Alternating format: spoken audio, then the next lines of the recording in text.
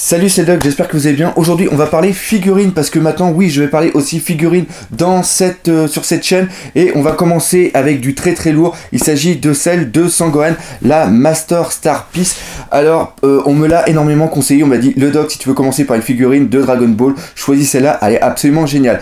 Pour information, il s'agit d'une deuxième version, c'est une recolorisation de une qui est déjà sortie précédemment. Et les Master Star Piece, c'est une collection de figurines qui est pour moi qui a le meilleur rapport qualité-prix, car on est dans une gamme qui est quand même assez grande pour un prix qui avoisine aux alentours de 20 €. D'ailleurs, je l'ai chopé sur le site ninoma.com et restez jusqu'à la fin de cette vidéo, vous allez avoir un putain de bonus à la fin, une réduction pour acheter cette figurine justement sur le site ninoma.com. Je l'ai acheté, comme je vous l'ai dit, au prix de 20 €, donc elle revient à peu près à 25-30 € en fonction des frais de port que vous avez choisi. On va commencer par parler de la boîte. Alors déjà, on voit que ça a de la gueule, c'est Sangohan quand il est en train de se transformer en Super Saiyajin 2. D'ailleurs, il manque un petit peu les éclairs, c'est ça que je trouve qui est vraiment dommage. Sur le côté, on voit la figurine qui est juste là. Sur l'autre côté, on voit un gros plan de son visage et putain, si le visage est identique à ça au niveau de la figurine, c'est absolument de la bombe. Sur le dessus, on a le Dragon Ball, ça c'est cool. Sur le dessous, on voit que c'est marqué, est-ce que c'est à l'endroit? Oui, Master Star Piece Sangohan, voilà, c'est exactement ça. Et sur l'arrière, c'est toujours pareil, les petites choses, c'est-à-dire qu'on a la figurine qui est là, et après on a les différentes mises en garde par rapport à la figurine, comme quoi que les cheveux ça pique, donc si vous décidez de vous la mettre dans la bouche, ça risque de râper un tout petit peu le palais. Donc ça c'était pour les conneries et aussi pour vous présenter la boîte, mais le principal c'est bien sûr la figurine. Alors voilà la figurine de Sangohan montée, et on m'avait dit si tu veux faire une vidéo, une première vidéo pour une figurine de Dragon Ball, prends celle de Sangohan, la recolorisation, elle est absolument géniale et je l'ai, je peux vous dire que waouh, je suis encore sur le cul, c'est un truc de malade. Il a une gueule qui est absolument dingue, on voit toute la colère qu'il y a à l'intérieur quand il se transforme en Super Saiyajin 2 contre Perfect Cell.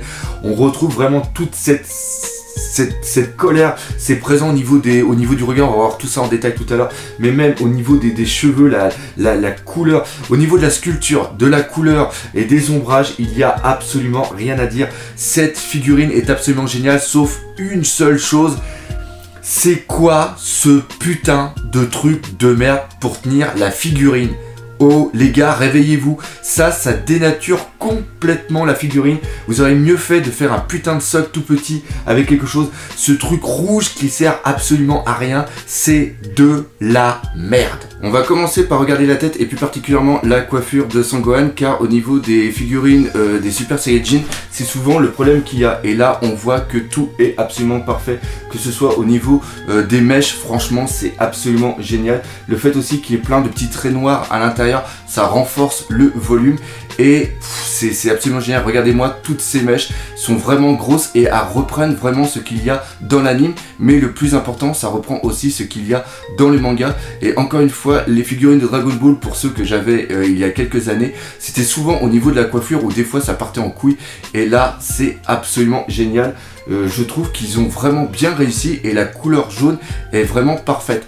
Mais même si la coiffure est bonne, c'est surtout au niveau du visage où on arrive dans quelque chose d'absolument génial. On va faire un petit zoom pour regarder ça. Regardez-moi cette tête, voilà, c'est simple, on va laisser ça comme ça. C'est absolument génial. Ce regard au niveau des yeux, au niveau des sourcils, comme vous pouvez voir, le fait qu'il y a un petit trait noir tout autour des yeux comme dans le manga, c'est absolument génial. On voit cette tête de tueur quand elle se transforme en Super Saiyajin 2. Et ce que j'ai beaucoup aussi apprécié, c'est le travail qui a été fait au niveau de la peinture pour symboliser les blessures. C'est pas du mercurochrome comme on a pu voir dans d'autres figurines, là c'est vraiment très bien fait. Et moi ce que j'adore, c'est que ça reprend parfaitement, c'est un hommage au manga. Franchement, j'ai l'impression de voir le manga qui a été matérialisé en figurine en couleur. C'est génial, regardez-moi cette tête, regardez de profil, il y a absolument un son de foot, que ce soit au niveau des cheveux, au niveau de l'oreille et surtout au niveau du nez. Il a ce petit nez qui est vraiment présent par rapport au dessin d'Akira Toriyama, et là on le retrouve, et qu'on mette la figurine de droite ou alors de gauche, elle est absolument magnifique. Regardez ça là avec la mèche, c'est vraiment génial. Et comme je vous ai dit encore une fois, les cheveux, tous les petits traits qu'on peut voir un tout petit peu, ça renforce le volume. C'est vraiment incroyable, j'adore son visage. Regardez, je suis encore sur le cul, franchement, c'est quelque chose de dingue. Au niveau de la sculpture, c'est excellent, et au niveau de la peinture, on est exactement dans le même registre. Quand je vous parlais dans d'autres figurines que l'ombrage est vraiment important, là on le voit parfaitement par rapport aux pectoraux. Quand on arrive au niveau du vêtement qui avait été fait par Piccolo, vous remarquerez que plus on avance, plus on arrive du clair vers le foncé, et ça met vraiment toute la valeur, tout le relief au niveau des pectoraux, et ça c'est aussi présent au niveau du cou, au niveau des dorsaux. C'est absolument quelque chose de dingue. La peinture est bonne, mais aussi la sculpture. Regardez tous les petits défauts, tous les petites déchirures qu'il y a au niveau de son vêtement. Ça c'est présent devant, mais c'est aussi présent sur le côté. On a aussi un petit peu cette impression que le vêtement vole sur lui. Ça c'est fait par rapport à justement son aura. Et regardez derrière, pareil, le petit ombrage qu'il y a juste à ce niveau là pour bien faire montrer les trapèzes, je crois. Putain, je suis peut-être en train de dire des délires, des vieux souvenirs de l'armée là. Bref, c'est quelque chose de dingue. J'adore cette statue, cette figurine. Autant pour moi, vous voyez là j'ai fait un lapsus parce que j'ai presque l'impression que c'est une statue. Et regardez, quand on descend juste derrière, on voit qu'ils ont continué à faire tous les petits défauts. Ça c'est des petits plus, mais ça rajoute vraiment quelque chose à la statue. Pareil au niveau des biceps, comme vous pouvez le voir sur le côté, le travail de l'ombrage est vraiment présent. On est quelque chose de clair quand on est sur l'extérieur, et quand on arrive vers l'intérieur des muscles du biceps et des triceps, c'est vraiment quelque chose de parfait. C'est dingue.